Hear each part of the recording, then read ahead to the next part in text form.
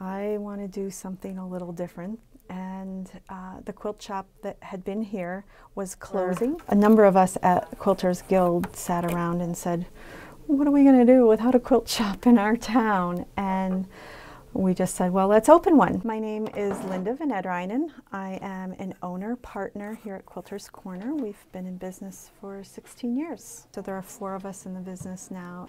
It allowed us with young families to be able to be at home a little bit more with the kids and also have a kind of a part-time job, which as we've grown over the 16 years, the business has grown and has demanded much more of our time.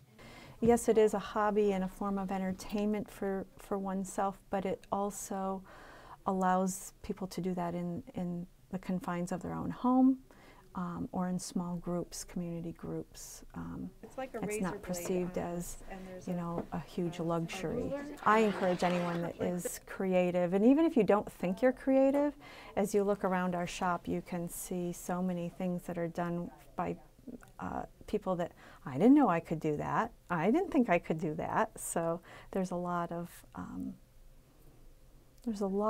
patterns or a lot of techniques out there, something for everyone. If you can sew a straight line, you can quilt. If you can hand piece a straight line, you can quilt. We have quite a few men who sew and quilt, and I've had young dads come in and take a class. I had one young man come in anticipating the birth of their first child. His wife was a grad student at Cornell, and he was teaching high school and going to be the stay-at-home dad after the baby, so he wanted to sew some things for his new baby daughter. So he came to the Learn to Sew class, and that's kind of the model of the old quilting bee. When, you know, people hear the word quilt or quilting and they picture these little old ladies sitting around a quilt frame as kind of the stereotype, and we're far from that.